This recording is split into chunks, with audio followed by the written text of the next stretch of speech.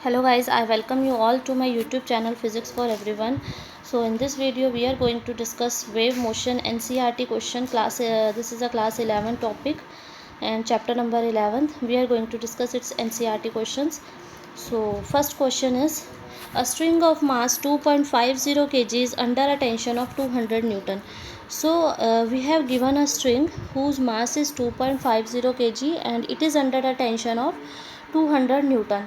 ठीक है. The length of the stretch string is 20 metre. Length दी हुई है हमें 20 metre. If the transverse jerk is stuck at one end of the string, how long does the disturbance take to reach the other end. तो how long पूछा है, यानी कि we have to calculate time. ठीक है. हमारे पास velocity का formula होता है √T/μ, जहाँ पे म्यू क्या होता है, मास पर यूनिट लेंथ. सो हमने वैल्यू सब्सटीट्यूट की. टेंशन हमें 200 गिवन है क्वेश्चन में, टी की जगह हमने 200 लिखा. म्यू क्या होता है, मास पर यूनिट लेंथ. तो मास का हमने लिखा 2.50 और लेंथ 20 मीटर थी, वो हमने यहाँ पे सब्सटीट्यूट की. इसको सॉल्व आउट करेंगे तो 0 से 0 कैंसिल आउट हो जाएगी. 25 का अंडर रूट से बाहर आके क्या आएगा, 5 आएगा. ठीक है. और ये 400 का क्या हो जाएगा, 200 रह जाएगा. ठीक है, बाहर आके. तो ये वेलोसिटी क्या बनेगी, इसको सॉल्व करके 40 मीटर पर सेकेंड बनेगी. Now we have velocity, then we can calculate the how time taken to reach the other end by wave. So length जो हमें है, लेंथ गिवन है. सो डिस्टेंस L है एंड वेलोसिटी V है. So T will be equal to L/V. So L is given 20 here and V हमने अभी calculate किया 40 metre पर second. So time period will be 0.5 second. So this is our answer. Moving to the next question. We have a stone dropped from a top of tower, height 300 metre. This is 300 metre height. ठीक है, this is the 300 metre height and this is top of the tower. We have dropped a stone from here and it splashes into water near the base of tower. When is the splash heard at the top? Now when the sound of the splash will hear here at the top. This is we have asked. So the speed of sound in air is 340 meter per second given. So we will apply S is equal to ut plus half gt square. S is 300 meter and initial velocity जो है वो 0 given है.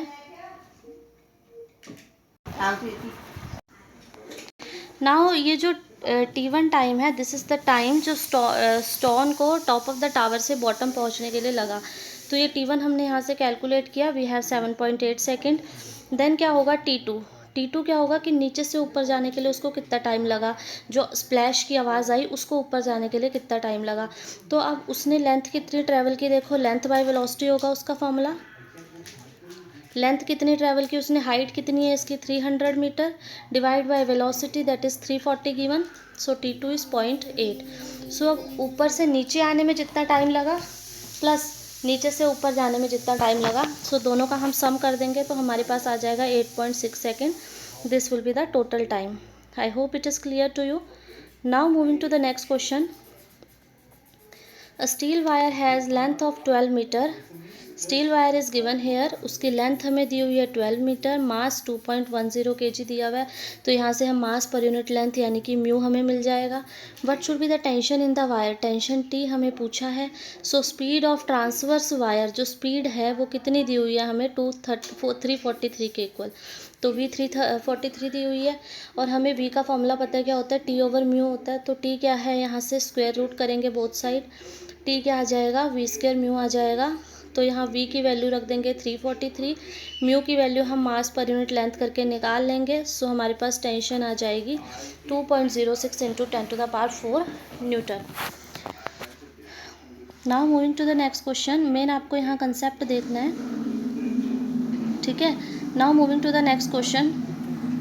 This is what we have given. You have learned that a travelling wave in one dimension is represented by a function y is equal to xt. सो जो हमने पढ़ा है कि जो ट्रैवलिंग वेव है उसको हम या तो x माइनस वी की फॉर्म में रिप्रेजेंट कर सकते हैं या x प्लस वी की फॉर्म में रिप्रेजेंट कर सकते हैं. तो क्या इसका कन्वर्स भी ट्रू है, और जो ये फंक्शन हमें दिए हुए हैं क्या ये ट्रैवलिंग वेव को रिप्रेजेंट कर रहे हैं. This is what we have asked. तो हमारे पास देखो दो वेव कंडीशन होती हैं। एक तो क्या है कि जो y है वो ax plus minus B T की फॉर्म में होना चाहिए, और सेकंड को जो y है वो वेल डिफाइंड होना चाहिए और फाइनाइट होना चाहिए। सो फर्स्ट कंडीशन तो यहाँ हर जगह ऑब्वियस हो ही रही है, ax प्लस बी टी की फॉर्म में है ही, लेकिन सेकंड कंडीशन को हम देखेंगे। अब फर्स्ट वाले को हम देखें तो जैसे जैसे हम x और t की वैल्यू बढ़ाएंगे, इसका क्या है, स्क्वायर है, तो ये वैल्यू बढ़ती रहेगी, तो ये एक टाइम पे क्या हो जाएगी, इन्फिनाइट हो जाएगी। तो ये फाइनाइट वैल्यू नहीं आ रही है, तो it doesn't represent a travelling wave.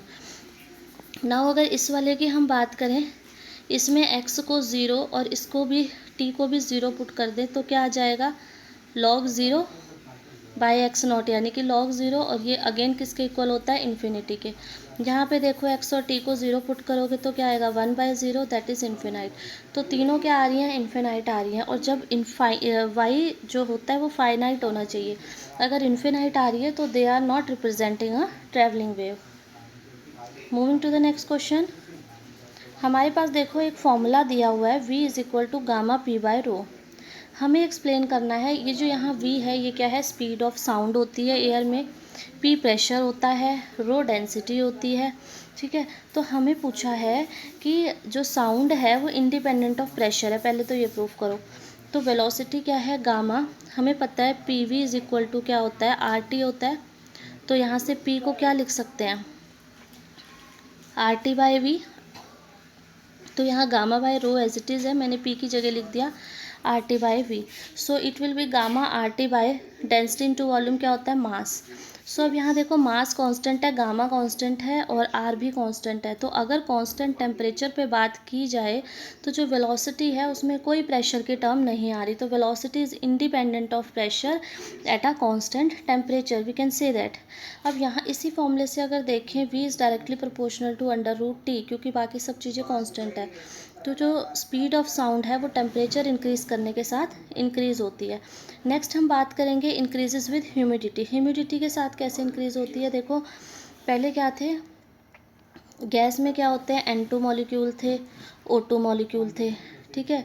तो अगर इनका टोटल मास देखा जाए तो क्या बनेगा, नाइट्रोजन का 2 और ये सॉरी नाइट्रोजन का 14, 14 2 28 इसका बन जाएगा, ऑक्सीजन का 16 और ये 32 इसका बन जाएगा, 10 60 टोटल मास बन रहा है। अब अगर मैं H2O का मास देखूं, H2O का कितना होता है मॉलिक्यूलर मास, 2 हाइड्रोजन के पास है प्लस 16 ऑक्सीजन के पास है, तो ये कितना हो गया, 18 हो जाता है इसका। अब अगर मैं यहाँ पे, ये एयर है मेरे पास, अगर मुझे इसे मॉइस्ट करना है तो मुझे O2 या N2 को हटा के H2O डालना पड़ेगा। तो सपोज़ मैं यहाँ पे O2 की जगह H2O डालती हूँ, तो क्या हो गया, N2 तो 28 था, H2O 18 है, तो ये क्या हो गया, 8 और 8 16 46। तो अब देखो ये 66 पे आ गया, 46 पे आ गया। अगर N2 मॉलिक्यूल्स को भी रिप्लेस कर दोगे तो और मॉलिक्यूलर मास डिक्रीज़ हो जाएगा, ठीक है। तो यहाँ हम क्या देख रहे हैं कि जो मॉलिक्यूलर मास है वो डिक्रीज़ हो रहा है, ठीक है, मॉलिक्यूलर मास डिक्रीज़ हो रहा है। तो यहाँ पे जो मॉइस्ट एयर होती है उसकी डेंसिटी जो होती है वो कम होती है, और वेलोसिटी यहाँ से हम देख रहे हैं 1/√ρ है। अगर डेंसिटी कम होगी तो वेलोसिटी ज़्यादा होगी, यानी कि वेलोसिटी मॉइस्ट एयर की ज़्यादा होती है वेलोसिटी ड्राई एयर से, इसीलिए क्या है, कहा है कि इट इंक्रीजेज विद ह्यूमिडिटी, ठीक है। I hope this is clear to you. Now moving to the next question. Here the question is given, a bat emit an ultrasonic sound of frequency 1000 Hz. तो यहाँ हमें frequency given है 1000 Hz। एक bat है वो इतनी frequency emit कर रहा है। If the sound meets a water surface, but अब अगर साउंड वाटर सरफेस पे आ रही है तो क्या होगा, उसका कुछ पार्ट रिफ्लेक्ट होगा, कुछ पार्ट ट्रांसमिट होगा वेव का, ठीक है। तो हमें निकालना है रिफ्लेक्टेड पार्ट का भी लैम्डा और ट्रांसमिटेड पार्ट का भी लैम्डा। तो lambda v is equal to F lambda होता है, लैम्डा क्या आ गया, v बाई एफ। अब अगर रिफ्लेक्टेड पार्ट निकाल रहे हैं तो ये रिफ्लेक्टेड कहाँ है, एयर में है, तो यहाँ वेलोसिटी क्या लेंगे, velocity of sound in air, यानी कि 340, फ्रिक्वेंसी हमें 1000 गिवन है, सॉल्व करके हमारे पास ये आ जाएगा। ट्रांसमिटेड साउंड की कैलकुलेट करनी है, तो ट्रांसमिटेड साउंड की कैसे होगा, v बाई एफ। v हमारे पास देखो, अब ये ट्रांसमिट कहाँ हुई है, वाटर में, तो यहाँ वेलोसिटी किसकी लेंगे, वाटर की लेंगे, यानी कि 1486 डिवाइड बाय फ्रिक्वेंसी आ गया, तो हमारे पास क्या आ जाएगा, ये 14.86 इंटू 10⁻⁴ मीटर। ठीक है, तो इस टाइप से हम ये रिफ्लेक्टेड वेवलेंथ और ट्रांसमिटेड वेवलेंथ कैलकुलेट कर सकते हैं। Now moving to the next question, we have here a hospital uses an ultrasonic scanner to locate tumour in a tissue. ठीक है, हॉस्पिटल क्या यूज़ कर रहा है, एक अल्ट्रासोनिक स्कैनर यूज़ कर रहा है to locate tumor in tissue. What is the wavelength of sound in the tissue in which speed of sound is 1.7 kilometre पर सेकेंड। स्पीड दे दी, यानी कि v हमें गिवन है, v गिवन है, फ्रीक्वेंसी गिवन है, तो v गिवन है, फ्रीक्वेंसी गिवन है, then we can calculate lambda, वही हमें कैलकुलेट करना है। नेक्स्ट क्वेश्चन देखेंगे, a transverse harmonic wave on a string is described by this. एक इक्वेशन, वेव इक्वेशन हमें ये दी हुई है। ठीक है, और हमें पता है ये, इसको एक कंपेयर करेंगे तो a sign omega T plus K x plus phi, ये जनरल इक्वेशन होती है किसी भी वेव के लिए। तो यहाँ जो t के साथ है 36, ये क्या है हमारे पास, ओमेगा है, ये क्या है आगे वाला a है यानी कि 3, और k क्या है 0.018। ठीक है, फाई हमें यहाँ से क्या गिवन है, π/4 गिवन है। इस क्वेश्चन से कंपेयर करके मैंने ये निकाल लिया। अब देखो उसने क्वेश्चन में क्या पूछा है, when x and y are in centimetre the positive direction of x is from left to right. Positive direction कौन सी लिया, लेफ्ट टू राइट लिया है। अब सबसे पहले तो पूछा है इस ट्रैवलिंग वेव है या स्टेशनरी वेव है, तो ये जो इक्वेशन होती है वेव की, किसकी होती है, ट्रैवलिंग वेव की होती है, तो ये क्या रिप्रेजेंट कर रही है, ट्रैवलिंग वेव। सेकंड क्वेश्चन उसने पूछा अगर ये ट्रैवलिंग वेव है तो इसकी स्पीड क्या है और डायरेक्शन क्या है। देखो यहाँ पे ओमेगा और के एक्स वाले की दोनों की क्या आ रही है, सेम साइन आ रहे हैं, तो ये नेगेटिव डायरेक्शन में ट्रैवल करेगी, यानी कि it will travel in positive to negative direction, यानी कि राइट टू लेफ्ट ये ट्रैवल करेगी।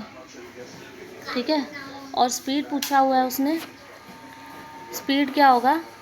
ठीक है, स्पीड क्या होता है, स्पीड के लिए, वेव की स्पीड के लिए हमारे पास फॉर्मूला होता है ओमेगा बाई के। ओमेगा और के हमने निकाल लिया, इसकी वैल्यू सब्स्टिट्यूट करेंगे तो हमारे पास 36/018 आ जाएगा। यहाँ से हमारे पास वेलोसिटी निकल के आ जाएगी 20 मीटर पर सेकेंड। ठीक है, उसके बाद हमसे पूछा उसका एम्पलीट्यूड मैंने निकाल दिया 3 है। फ्रीक्वेंसी निकालनी है, फ्रीक्वेंसी में देखो ओमेगा 36 दिया हुआ है, 2 पाई न्यू 36 के इक्वल है, तो न्यू क्या होगा 36/2 pi, so it will be 18/पाई। पाई की वैल्यू 3.14 सब्स्टिट्यूट करेंगे, so here we will get 5.73 hertz. ठीक है, तो फ्रीक्वेंसी हमारे पास निकल के आ जाएगी 5.73 हर्ट्ज़। उसके बाद हमें क्या गिवन है, इनिशियल फेज़ बताना है, वो मैंने यहाँ बता दिया, π/4 है, इक्वेशन कंपेयर करके। नेक्स्ट है what is the least distance between 2 successive crust in the wave. अब देखो 2 सक्सेसिव क्रस्ट, इनके बीच में जो डिस्टेंस होता है उसको क्या बोलते हैं हम, लैम्डा। तो हमसे यहाँ क्या पूछा हुआ है, लैम्डा वेवलेंथ पूछी हुई है। तो के की वैल्यू हमारे पास 0.018 है, के का फॉर्मूला होता है 2π/λ, तो यहाँ से लैम्डा जा रहा है 2π/018 यानी कि 3.49 metre. I hope all this is clear to you. Next question 15.9, for the wave described in exercise 15.8, यानी कि पिछले क्वेश्चन में जो वेव की इक्वेशन थी ये मैंने यहाँ लिख दी है, ये वाली इक्वेशन हमें गिवन थी। इसमें क्या करना है, हमने y और t का ग्राफ बनाना है, x 0, 2 और 4 सेंटीमीटर के लिए। अब देखो इसी इक्वेशन में एक बार x को 0 पुट करो। ठीक है, x 0 होगा और टाइम को भी हमने 0 लेना पड़ेगा, सॉरी अभी टाइम को 0 नहीं लेंगे, x को 0 लिया तो क्या आया 3 sin 36t, और ये टर्म 0 होगी प्लस π/4। ऐसे ही x को 2 सब्स्टिट्यूट कर दिया तो यहाँ 2 से मल्टीप्लाई हो गया, 4 सब्स्टिट्यूट कर दिया तो यहाँ 4 से मल्टीप्लाई हो गया। अब यहाँ पे देखो ये कांस्टेंट टर्म आ रही है, ये पूरा क्या आ रहा है हमारे पास, फेस। ठीक है, ये पूरा क्या आ रहा है हमारे पास, फेस। अब इसमें इसने पूछा है क्या एम्पलीट्यूड डिफ़र होगा। अब देखो यहाँ भी 3 है, यहाँ भी 3 है, यहाँ भी 3 है, तो एम्पलीट्यूड तो चेंज नहीं हो रहा। फ्रीक्वेंसी देखो यहाँ पे भी 36, यहाँ भी, तो फ्रीक्वेंसी भी चेंज नहीं हो रही। फेस की बात करें तो फेस चेंज हो रहा है, यहाँ π/4 है, फिर थोड़ा बड़ा, फिर थोड़ा बड़ा। ठीक है, इसलिए अब जो वेव बनेगी उसमें फेस ही चेंज होगा। जो फर्स्ट वाला था इसका फेस मैंने निकाल दिया, t को यहाँ 0 पुट करेंगे तो साइन π/4 क्या होगा 1/√2, तो यहाँ से फेस निकल के आ जाएगा इसका 3/√2। तो 3/√2 पहली वेव का फेस है। ऐसी अगली वेव का फेस थोड़ा ऊपर होगा, मैंने यहाँ से स्टार्ट की, फिर नेक्स्ट वेव जो x4 पे है उसका फेस थोड़ा और ज़्यादा होगा तो ऊपर से स्टार्ट होगा। ठीक है, सो ये क्या है इस टाइप से फेस में चेंज आएगा, amplitude and frequency will remain same. Now moving to the next question, for the travelling harmonic wave Y X is equal to 2 cos 2 pi, ठीक है, y इसको मैं थोड़ा सॉल्व करके लिख देती हूँ, 2 cos 2 पाई को अंदर मल्टीप्लाई कर देते हैं, 10 2 ये क्या हो जाएगा 20 पाई टी माइनस 0.080 x, इसको भी 2 पाई से मल्टीप्लाई कर देंगे, प्लस 0.35 इंटू 2 पाई, ठीक है, ये इक्वेशन बनेगी। तो उसने क्या कहा है, फेज डिफरेंस कैलकुलेट करना है और ये पॉइंट्स दिए हुए हैं जहाँ पे कैलकुलेट करना है। तो फेज डिफरेंस क्या होता है, 2 pi by lambda into delta x, यानी कि पार्ट डिफरेंस। अब यहाँ पे क्या आएगा, देखो ये 2 पाई बाई लैम्डा क्या होता है, के होता है। अब यहाँ पे देखो, अगर मैं 4 मीटर की बात करूँ तो 4 मीटर के लिए यहाँ पे क्या आ जाएगा, 2 पाई 0.0080 इंटू एक्स क्या आ जाएगा, 4 मीटर है, सेंटीमीटर में लिखेंगे तो 400 आ जाएगा, 6.4 पाई रेडियन आ जाएगा। बी वाले के लिए 0.5 यहाँ सब्स्टिट्यूट करेंगे तो ये 0.0080 इंटू 2 पाई को लिख दिया 0.0160 पाई, और x की जगह लिख दिया 50 सेंटीमीटर में, तो ये क्या आ गया 0.8 पाई रेडियन। नेक्स्ट वाला और इजी है, उसमें तो लैम्डा की फॉर्म में दिया हुआ है, तो फाई को क्या लिख देंगे 2 pi by lambda, delta x क्या दिया हुआ है लैम्डा बाई 2, यहाँ से पाई आ जाएगा, और दूसरा 3 लैम्डा बाई 4, तो एक बार 3 लैम्डा बाई 4 सब्स्टिट्यूट करेंगे, then we will get 3 pi by 2। Next question देखो इसमें मैं फास्ट रिवीजन कर रही हूँ, ये उनके लिए जो NBS KVS की प्रिपरेशन कर रहे हैं, ठीक है, क्योंकि वो एक बार ये सब चीज़ें कर चुके हैं, इनके गो थ्रू हो चुके हैं, तो this is a revision video, ठीक है। सो हम थोड़ा फास्ट चलेंगे वीडियो छोटी करने के लिए। देखो, for the wave on a string described in 15.11, अब जो पीछे वेव डिस्क्राइब की है वो मैंने यहाँ लिख दी। क्या सारे पॉइंट सेम फ्रीक्वेंसी के साथ ऑसिलेट करेंगे? तो अगर ऐसी इस टाइप की वेव है, ये एक स्टेशनरी वेव है सबसे पहले तो यहाँ जो नोड होंगे ये उस फ्रीक्वेंसी से तो नहीं ऑसिलेट करेंगे जिससे बाकी सारे पार्टिकल कर रहे हैं, तो नोड की अलग होगी, फेस भी नोड का अलग होगा। एम्पलीट्यूड की बात करें तो एम्पलीट्यूड जो है वो सबका एम्पलीट्यूड भी हर पार्टिकल का अलग अलग होगा, इसका कम है, फिर और ज़्यादा, फिर इधर वाले पार्टिकल्स का कम, ऐसे।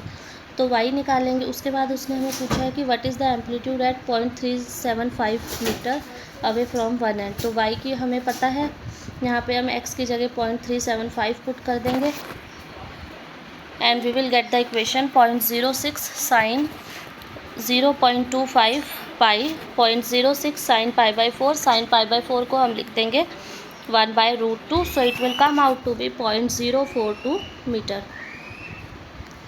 नेक्स्ट है, given below are some functions of X and T, X और टी के हमें फंक्शन दिए हुए हैं, हमें बताना है कि इसमें से कौन सी ट्रैवलिंग वेव को रिप्रेजेंट कर रही है, स्टेशनरी वेव या नन एंड ऑल। अब देखो जो फर्स्ट इक्वेशन है ये क्या इस फॉर्म की है, 2 साइन ओमेगा टी कॉस के एक्स, इस फॉर्म की है, तो ये क्या है, एक स्टेशनरी वेव है। सेकंड वाली जो है वो वेव नहीं है, नन। थर्ड वाली देखो, अब ये देखो ये साइन की फॉर्म में है कंप्लीट, ये कॉस की फॉर्म में है, ठीक है, तो इसको हम कह सकते हैं, ये यहाँ से ये दूसरी इक्वेशन है अगली वाली, यानी कि यहाँ पे है कॉस एक्स, यहाँ नहीं है, ठीक है। तो इस वाली वेव का क्या बन रहा है, देखो एक साइन वाली है एक कॉस वाली है, तो ये क्या दो ट्रैवलिंग वेव का कम्बिनेशन है, ठीक है, ट्रैवलिंग प्लस ट्रैवलिंग वेव है ये। यहाँ देखो कॉस और साइन इकट्ठे, यानी कि इस टाइप की इक्वेशन आ रही है, तो ये एक क्या है स्टेशनरी वेव, ये भी स्टेशनरी वेव, तो ये स्टेशनरी और स्टेशनरी वेव का कम्बिनेशन है, fourth option. I hope this is clear to you, क्योंकि अगर हमारे पास इस टाइप की वेव है A sine omega T plus K X या माइनस के एक्स, यानी कि या साइन में ही है या कॉस में ही है, तो ये हमारे पास क्या होती है, ट्रैवलिंग वेव होती है, ठीक है। अगर साइन और कॉस दोनों आ रहे हैं तो वो हमारे पास क्या हो जाती है, स्टेशनरी वेव हो जाती है। नेक्स्ट देखो 15.4, a wire stretched between 2 rigid supports, एक वायर है उसको स्ट्रेच कर दिया 2 रिजिड सपोर्ट पे, तो जहाँ पे वो वायर 2 रिजिड सपोर्ट पे बंधी है वहाँ पे क्या होगा, नोड होगा, और बीच में क्या होगा, एक एंटी नोड होगा। फंडामेंटल मोड में वो उसकी फ्रिक्वेंसी दी हुई है 45 हर्ट्ज़, ठीक है। उसके बाद उसने कहा है मास वायर का और लीनियर मास डेंसिटी दी हुई है। मास और लीनियर मास डेंसिटी दी हुई है तो लेंथ निकल जाएगा यहाँ से 0.875 metre. What is the speed of transverse wave on the string. Speed of transverse wave क्या होगा? अब देखो दो नॉड के बीच में जो डिस्टेंस होता है वो होता है लैम्डा बाई 2, तो इसकी जो टोटल लेंथ है वो लैम्डा बाई 2 के इक्वल होगी। तो लैम्डा क्या होगा? 2 इंटू एल। तो 2L हमने निकाल लिया 0.875, तो लैम्डा क्या आ गया? 1.75। Now we have lambda, we have frequency, then we can calculate the speed. ठीक है, तो अब हम स्पीड देखेंगे। स्पीड कैसे निकल गई? v is equal to F lambda होता है, तो f 45 दिया हुआ है, लैम्डा निकाल लिया तो हमारे पास स्पीड निकल के आ गई यहाँ से। अब हमने निकालना है टेंशन, तो v under root T by mu होता है, टी v स्क्वायर म्यू होता है, तो टी v हमारे पास निकाला हमने अभी, और म्यू की वैल्यू हमें गिवन थी। दोनों वैल्यू सब्स्टिट्यूट करेंगे तो हमारे पास यहाँ से ही आ जाएगा। कैलकुलेशन मैंने यहाँ पे पहले से करके रखी है ताकि थोड़ा जल्दी ये वीडियो बन जाए। ठीक है, तो कैलकुलेशन आप खुद भी कर सकते हो। मेन यहाँ पे आपका क्या है? कंसेप्ट अंडरस्टैंड होना चाहिए, तो वो यहाँ पे क्लियर आप करोगे। यहाँ पे देखो नेक्स्ट क्वेश्चन क्या है? Steel rod 100 metre long is clamped at its middle. तो ये 100 सेंटीमीटर कहा है उसने, तो मैंने 1 मीटर ले लिया। 100 centimetre is equal to 1 metre, तो 1 मीटर की रोड है मेरे पास। क्लैम्प्ड कहाँ पे है? मिडल में क्लैम्प्ड है, यानी कि मिडल में नोड है और साइड पे दो क्या हो जाएंगे? एंटी नोड हो जाएंगे। फंडामेंटल फ्रिक्वेंसी हमें गिवन है, स्पीड बतानी है। तो यहाँ पे देखो 1 मीटर किसके इक्वल हो जाएगा? दो एंटी नोड के बीच का डिस्टेंस क्या होता है? लैम्डा बाई 2, तो लैम्डा बाई 2 1 के इक्वल है, तो लैम्डा 2 मीटर हो गया। वेलोसिटी का फॉर्मूला क्या होता है? F lambda. एफ हमें 2.53 गिवन है और लैम्डा हमारे पास अभी निकल के आया यहाँ से 2 मीटर, तो इसको सेंटीमीटर में चेंज कर लिए, सॉरी ये मीटर में ही रखेंगे। फ्रीक्वेंसी किलो हर्ट्ज़ में दी हुई है, इसलिए 10⁻³ हमने यहाँ लगाया, तो वेलोसिटी होगी हमारे पास 5.06 किलोमीटर पर सेकेंड। सो ये ऐसे हम स्पीड निकालेंगे। नेक्स्ट क्वेश्चन देखेंगे। अ pipe 20 centimetre long is closed eight one end. तो मैंने एक एंड से क्लोज्ड पाइप लगा ली, 20 सेंटीमीटर लॉन्ग है, यहाँ से क्लोज्ड है तो यहाँ नॉड बनेगा और दूसरी साइड जहाँ ओपन है वहाँ एंटी नॉड बनेगा। Which harmonic mode of the pipe is resonantly excited by 430 hertz. जो एक्सटर्नल सोर्स हमें दिया हुआ है उसकी फ्रिक्वेंसी हमें 430 हर्ट्स दी हुई है। अब देखेंगे जो फर्स्ट हार्मोनिक बनता है इसका, या फंडामेंटल हार्मोनिक बनता है, उसमें क्या होता है। तो अब ये फंडामेंटल हार्मोनिक जिसमें एक एंटी नोड है एक नोड है, इसकी जो डिस्टेंस है एंटी नोड और नोड के बीच की वो क्या होती है? लैम्डा बाई 4, और ये रोड की लेंथ हमें 20 सेंटीमीटर दी हुई है, तो लैम्डा बाई 4 20 सेंटीमीटर यानी कि 0.2 मीटर के इक्वल हो गया। तो लैम्डा क्या आ गया? 0.8 मीटर। लैम्डा 0.8 मीटर आ गया, तो फंडामेंटल फ्रिक्वेंसी निकालेंगे velocity by lambda. Velocity 340 given है, लैम्डा 0.8 है, तो हमारे पास फ्रिक्वेंसी क्या आ गई? 425 हर्ट्ज़। अब देखो हमें बाहर जो ट्यूनिंग फॉर्क या किसी भी चीज़ की फ्रिक्वेंसी दी हुई है, जो एक्सटर्नल सोर्स है वो 430 हर्ट्ज़ दी हुई है और हमारे पास फंडामेंटल फ्रिक्वेंसी इतनी है। तो ये जो फंडामेंटल फ्रिक्वेंसी है यही रेजोनेंस हमारी करेगी। ठीक है, इसके बाद दूसरी हार्मोनिक की निकालेंगे तो वो क्या होगी? ज़्यादा फ्रिक्वेंसी आएगी, लेकिन हमारे पास ओनली 430 हर्ट्ज़ है, तो हम आगे वाली को के साथ रेजोनेंस शो नहीं कर पाएंगे। ठीक है, नेक्स्ट क्वेश्चन, नेक्स्ट इसमें ये भी पूछा है कि will the same source be in resonance, कि अगर सोर्स को हम यही रखें 430 हर्ट्ज़ का ही रखें और पाइप को दोनों तरफ से ओपन कर दें तो क्या होगा। तो अब मैंने पाइप को दोनों तरफ से ओपन कर दिया, तो दोनों तरफ एंटी नोड बनेंगे जहाँ से ओपन होगा। तो एंटी नोड के बीच का डिस्टेंस क्या होता है? लैम्डा बाई 2, तो लैम्डा बाई 2 को 0.2 के इक्वल लिखा, लैम्डा आया 0.4 मीटर। और फंडामेंटल फ्रिक्वेंसी मैंने निकाली, स्पीड 340 बाई लैम्डा 0.4, तो फंडामेंटल फ्रिक्वेंसी हमारे पास आ गई 850 हर्ट्ज़। ठीक है, अब यहाँ पे फंडामेंटल फ्रिक्वेंसी हमारे पास 850 हर्ट्ज़ आ गई और जो बाहर की फ्रिक्वेंसी हमें दी हुई है वो 430 हर्ट्ज़ है। अब एक्सटर्नल फ्रिक्वेंसी कम है लेकिन फंडामेंटल ज़्यादा आ रही है, तो यहाँ पे रेजोनेंस ऐसे में नहीं शो होगा। ठीक है, जो ये फ्रिक्वेंसी है ये इसके इक्वल होनी चाहिए या कम होनी चाहिए। ठीक है, F1। Now moving to the next question. Two sitars string A and P playing the note गा are slightly out of tune, वो आउट ऑफ ट्यून हो गए and produces beats, beat produce कर रहे हैं, बीट फ्रिक्वेंसी 6 हर्ट्ज़ की। अब देखो बीट फ्रिक्वेंसी जो होता है, बीट फ्रिक्वेंसी का फॉर्मूला होता है दोनों फ्रिक्वेंसी का डिफरेंस, उसका मोड। ये कितना दिया हुआ है? 6 हर्ट्ज़ दिया हुआ है। ठीक है, अब देखो ये मोड है, मोड को हटा के एक बार प्लस लिखेंगे एक बार माइनस लिखेंगे, ये 6 हर्ट्ज़ के इक्वल हो गया। और beat frequency, the tension in the A is slightly reduce, tension को हमने रिड्यूस कर दिया। टेंशन रिड्यूस करेंगे तो वी क्या होता है? Under right T by mu, तो वी भी रिड्यूस होगा, वी रिड्यूस होगा तो वी इज इक्वल टू क्या होता है एफ लैम्डा, वी रिड्यूस होगा तो लैम्डा भी रिड्यूस होगा क्योंकि फ्रिक्वेंसी तो फिक्स है, तो लैम्डा भी रिड्यूस होगा, सॉरी फ्रिक्वेंसी भी रिड्यूस होगी, लैम्डा फिक्स है। तो अब देखो यहाँ पे अगर टेंशन ए में रिड्यूस करते हैं तो ए की फ्रिक्वेंसी रिड्यूस होगी, ओरिजिनल फ्रिक्वेंसी उसकी कितनी दी हुई है 324। तो पहले यहाँ पे एफ ए को 324 सब्सटीट्यूट करके एफ बी की वैल्यू निकालेंगे तो हमारे पास दो वैल्यू आएंगी इन दोनों इक्वेशन से, 324 और 330 हर्ट्ज़। ठीक है, तो एफ बी की हमारे पास दो वैल्यू आ गई 330 और 318 हर्ट्ज़।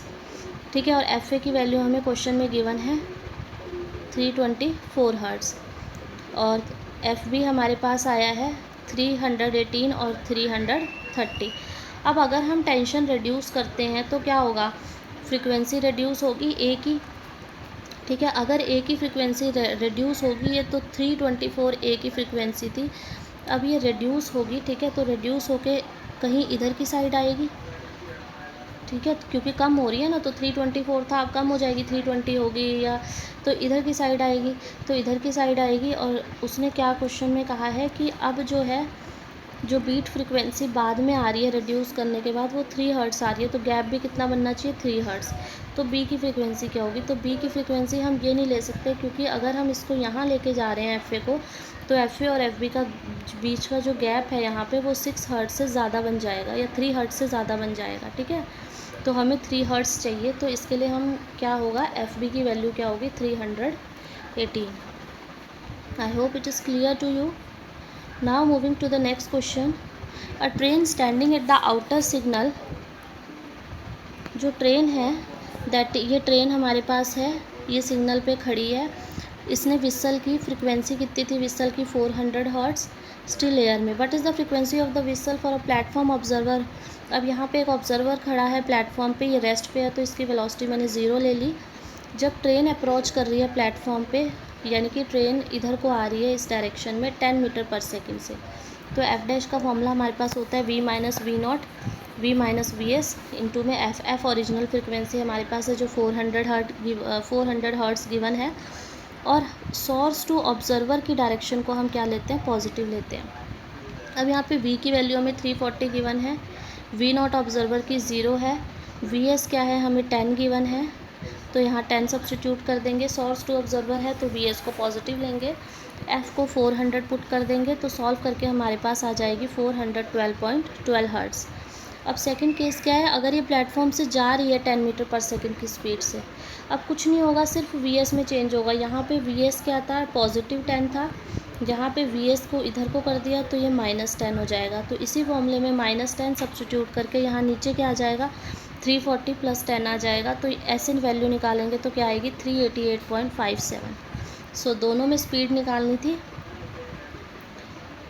ठीक है, अच्छा फर्स्ट में तो फ्रिक्वेंसी निकालनी थी, दोनों में स्पीड भी निकालनी है साउंड की, तो स्पीड साउंड की दोनों केस में सेम रहेगी। ठीक है, क्योंकि एयर ही है, कोई दूसरा मीडियम आया नहीं हमारे पास। नेक्स्ट देखेंगे, अ train standing in a station yard, एक ट्रेन यहाँ स्टेशन पे खड़ी है। ठीक है, खड़ी है तो उसकी वेलोसिटी क्या होगी, सोर्स की 0 होगी। ठीक है, और ऑब्जर्वर भी खड़ा है तो उसकी वेलोसिटी भी 0 होगी। विसल कर रही है अगेन 400 हर्ट्ज़ से। ठीक है, 400 हर्ट्ज़ से विसल कर रही है। The wind start blowing in the direction from yard to station, ये यार्ड है, यार्ड से स्टेशन विंड ब्लो करने लग जाती है, यानी कि एयर की वेलोसिटी कितनी है 10 मीटर पर सेकेंड, ये मैंने यहाँ लिया। What are the frequency, wavelength and speed of sound for an observer. अब फ्रिक्वेंसी क्या होगी, वेवलेंथ क्या होगी, फ्रिक्वेंसी यानी कि फ्रिक्वेंसी, वेवलेंथ और स्पीड, तीन चीज़ें पूछी है of sound for an observer standing on the, यानी कि ऑब्जर्वर के लिए क्या होंगी ये तीनों। ठीक है, सो इज़ द तो पहले इसमें देखेंगे तो एफ डैश क्या होगी, देखो ये दोनों खड़े हैं, इनमें अपेरेंट जो है मोशन नहीं हो रही है आपस में, रिलेटिव मोशन नहीं है, तो फ्रिक्वेंसी सेम रहेगी, 400 की 400 रहेगी। यहाँ फ्रिक्वेंसी मैंने इसमें भी सब्स्टिट्यूट करके दिखा दिया। ठीक है, ये 350 कैसे आई, क्योंकि 340 से मूव कर रही थी और एयर भी ब्लो होने लगी 10 मीटर पर सेकेंड से, तो टोटल क्या आ गई 350 आ गई। वेलोसिटी क्या होगा, एफ लैम्डा होगा, तो लैम्डा क्या आ गया, वेलोसिटी बाय एफ। वेलोसिटी 350 है। ठीक है, यहाँ से वेलोसिटी 350 है, और फ्रिक्वेंसी हमें 400 हर्ट्ज़ दी हुई थी, तो लैम्डा निकल के आ गया 0.875। अब उसने पूछा है कि अगर जो ऑब्ज़र्वर है वो 10 मीटर पर सेकंड की स्पीड से ट्रेन के पास जाए तो क्या इन तीनों फैक्टर्स में चेंज आएगा। तो अगर यहाँ पे ट्रेन जो है वो अगेन रेस्ट पे है, VS 0 है, जो ये ऑब्ज़र्वर है ये 10 मीटर पर सेकंड की वेलोसिटी से इधर को आ रहा है, लेफ़्ट को आ रहा है, तो अब क्या होगा। तो अपेरेंट फ्रिक्वेंसी क्या होगी, देखो V तो 340 लेंगे। अब इसमें एयर का कोई केस नहीं लिया इसने, तो 340 लेंगे माइनस वेलोसिटी ऑफ ऑब्ज़र्वर। अब ऑब्ज़र्वर की वेलोसिटी क्या दी हुई है, 10 दी हुई है, लेकिन ऑब्ज़र्वर टू सोर्स हम क्या लेते हैं, नेगेटिव लेते हैं, तो मैंने -10 ली। ठीक है, नीचे क्या है, V 340 minus velocity of source यानी कि 0 इंटू जो ओरिजिनल फ्रिक्वेंसी थी 400 हर्ट्ज़। तो यहाँ से एफ डैश क्या आ गया, 340 प्लस 10 350 डिवाइड बाई यहाँ से 340 इंटू 400 यानी कि फ्रिक्वेंसी क्या आ गई 411.76। वेवलेंथ की बात करेंगे तो क्योंकि वेवलेंथ क्या होएगा, स्पीड डिवाइड बाय लैम्डा। ठीक है, तो वेवलेंथ उतनी ही रहेगी और फ्रिक्वेंसी जो हमारे पास है वो आ गई, फ्रिक्वेंसी आ गई और स्पीड उसकी भी वही रहेगी। ठीक है, उसने कहा is the situation exactly identical to same when the air is still and observer run towards air is still. अच्छा, एयर को स्टिल कर दिया नेक्स्ट केस में, तो साउंड की जो स्पीड है वो 340 हो जाएगी, यहाँ 340 लेके करेंगे इसको। ठीक है, लैम्डा में 340/400 करेंगे तो लैम्डा की वैल्यू चेंज होगी। ठीक है, तो इस टाइप से ये क्वेश्चंस थे। आई होप ये क्वेश्चंस आप लोगों के लिए हेल्पफुल रहेंगे, जो सेशन है ये आप लोगों के लिए हेल्पफुल रहेगा, आपको सब क्वेश्चंस क्लियर हुए होंगे। If you have any queries, any problem with this question, you can ask me in comment section, and till then please don't like to subscribe, follow and share the channel. Thank you and have a nice day.